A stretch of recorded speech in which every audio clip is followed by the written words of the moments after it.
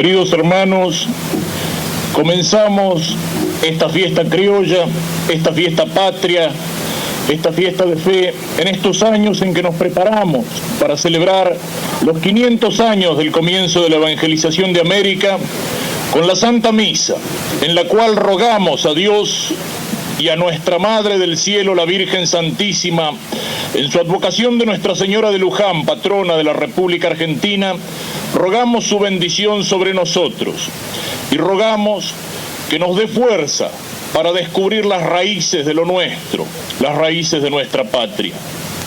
Las raíces.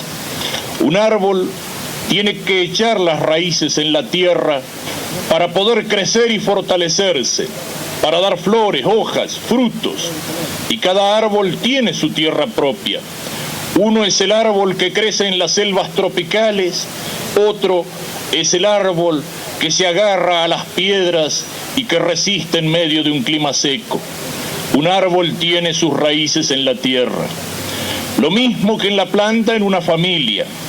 Un hijo tiene las raíces en sus padres y en aquellos que lo han antecedido y en aquel nombre y en aquel apellido que recibe.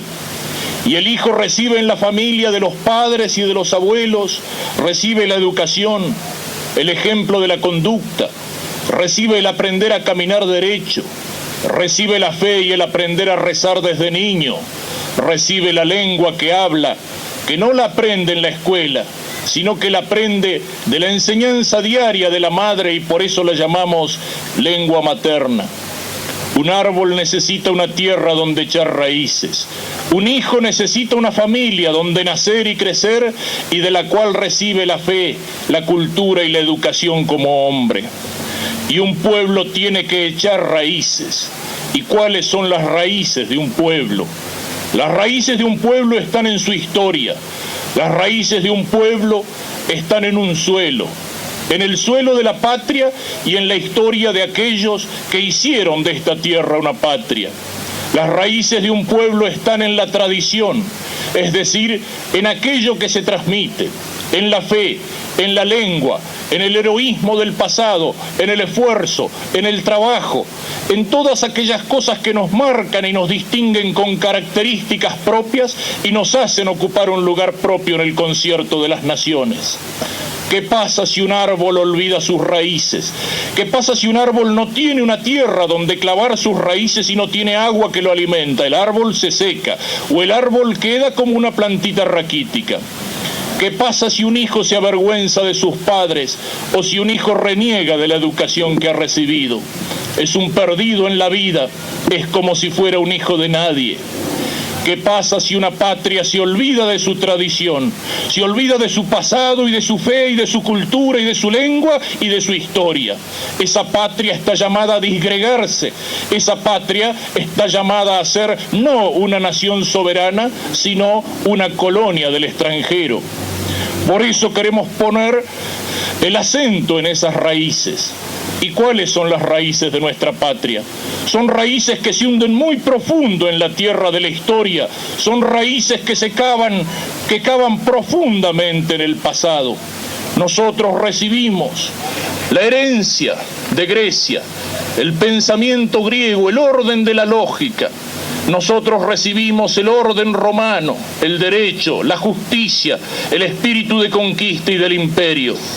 Pero todo aquello que venía de Grecia y de Roma fue bautizado por el cristianismo y se encarnó en España, en la España conquistadora y en la España misionera, en la España que vino a estas tierras a ganar un continente nuevo, con la espada de los conquistadores y con la cruz de los misioneros.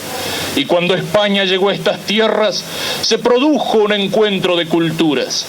Un encuentro ciertamente doloroso en muchos aspectos, pero porque fue doloroso, fue un encuentro fecundo.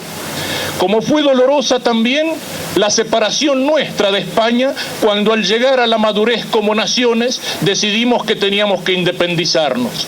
Siempre es doloroso en una familia cuando un hijo o una hija ha llegado a la edad de la madurez y decide formar una nueva familia, y para formar una nueva familia tiene que dejar la casa de los padres. Así también fue nuestra separación de España.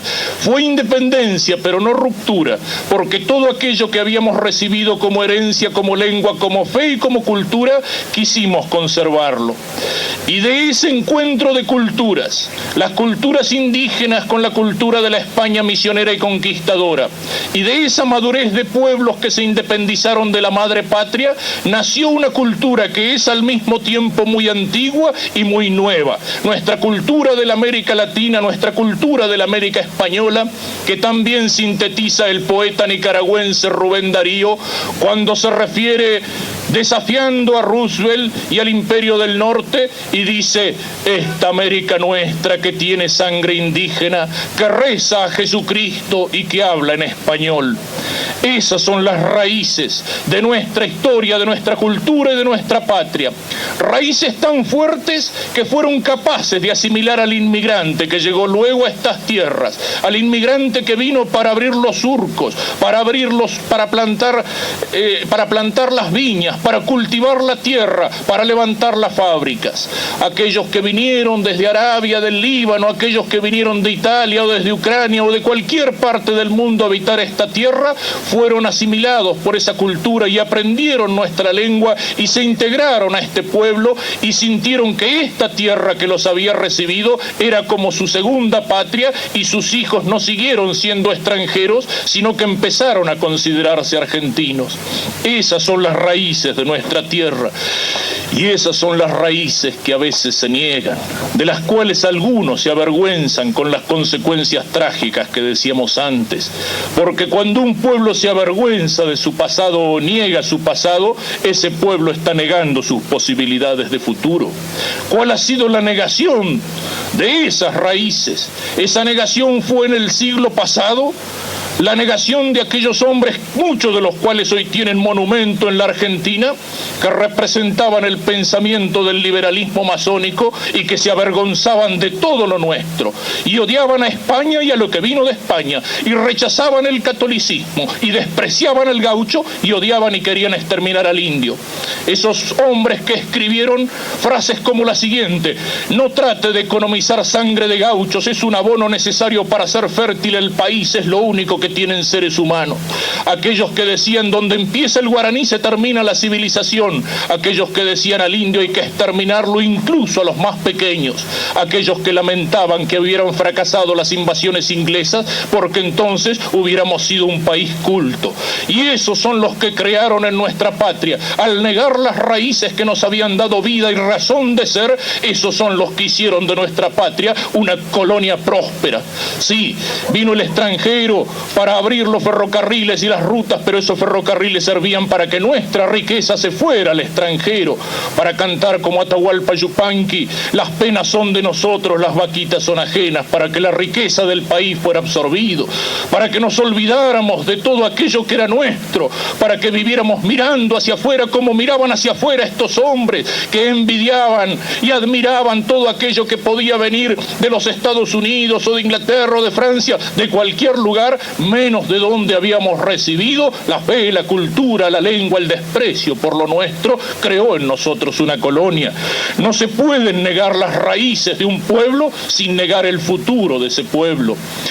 Y hoy nos encontramos también con otra negación de esas raíces de nuestra cultura, una negación que tiene origen diferente, que no viene ya del liberalismo masónico, sino de la dialéctica marxista, y que quiere afirmar lo que era de esta tierra, pero negando lo que vino después, negando el encuentro de culturas, negando y abominando todo aquello que recibimos de Europa y todo aquello que recibimos de España.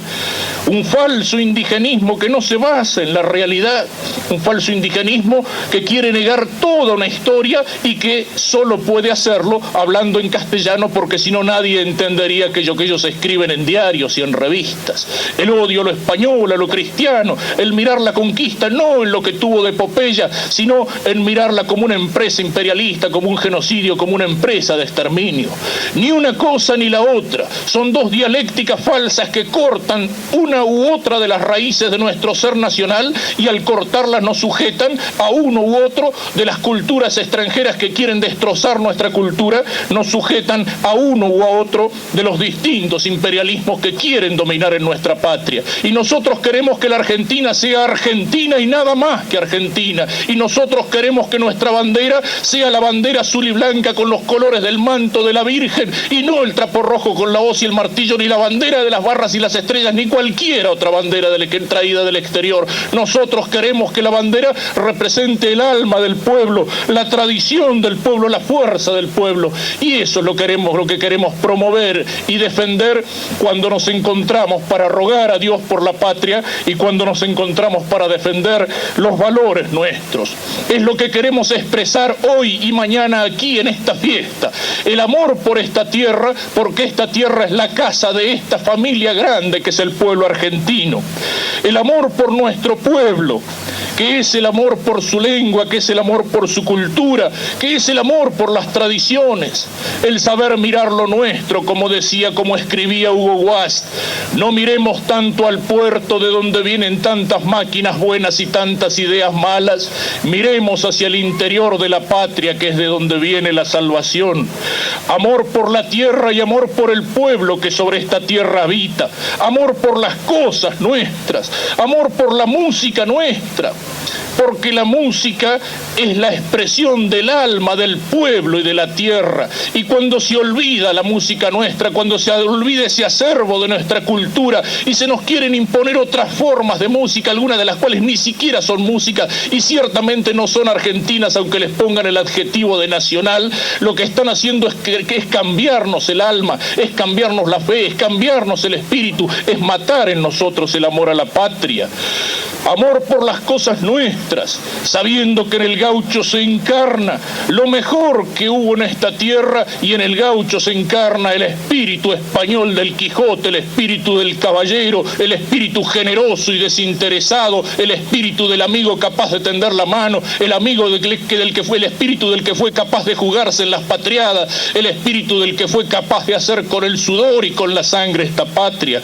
Amor por nuestros héroes auténticos, por aquellos que nos dieron esta Argentina que hoy tenemos, por aquellos que nos dieron esta patria con su sangre en las batallas, desde las guerras de la independencia, aquellos que tiraron un día las cadenas sobre las aguas del Paraná en la vuelta de Obligado para decirle a las escuadras más poderosas del mundo que aquí no se pasa porque esto es nuestro, aquellos que entregaron su vida por la patria, dejando su cuerpo en la turba de las Malvinas o en las aguas heladas del sur, nuestros héroes auténticos y no los héroes prefabricados de las series televisivas o los monstruos que hoy meten en la cabeza de nuestros niños.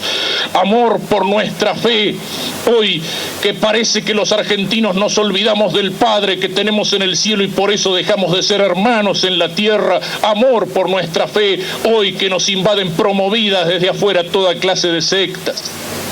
Por todo esto nos reunimos, para amar lo nuestro, para defender lo nuestro, para promover lo nuestro, para ser fieles a esas raíces que cuando se clavan bien profundo en la tierra son las que permiten que nuestros brazos se levanten hasta el cielo, son los que permiten que las ramas se afirmen sobre un tronco fuerte, son las que permiten que ese tronco y que esas ramas produzcan flores y frutos que se hacen como ofrenda a Dios. Y por eso hemos querido celebrar esta misa mirando hacia la Virgen Santísima, a la cual el Santo Padre Juan Pablo II llamó, mirando, recordando el tiempo, los 500 años de la evangelización, la llamó la estrella de la evangelización. La Virgen Santísima, a la que el Santo Padre llamó la estrella de la evangelización. Ella en los primeros años del encuentro de ambas culturas quiso aparecerse a un indiecito Juan Diego en México para decirle que era su voluntad que allí le edificaran un templo y le dejó como un signo del mensaje del cielo su imagen grabada milagrosamente sobre la tilma, sobre la capa del indio. Y esa Virgen que aparece en los primeros años de la conquista tiene en sus rasgos los rasgos de la mujer española y de la mujer indígena.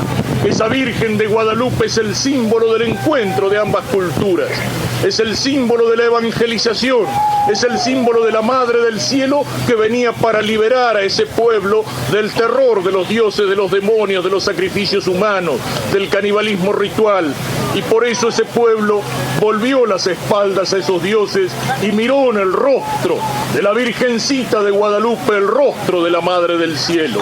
Y esa presencia de María ha sido presencia constante en todos los rincones de la América española y en todos los rincones de nuestra patria argentina. Y hoy precisamente en uno de esos nombres la celebramos, en el de la Virgen de Luján, que un día, deteniendo las carretas en medio de la pampa de la tierra nuestra, dijo que quería quedarse aquí para estar en el corazón de este pueblo y para que sus santuarios fueran de un lugar al otro de la patria, lugares de encuentro entre el cielo y la tierra, entre esta patria terrena que tiene que ser para nosotros como hijos de Dios, como cristianos, como argentinos, un reflejo de esa patria que nos espera en el cielo.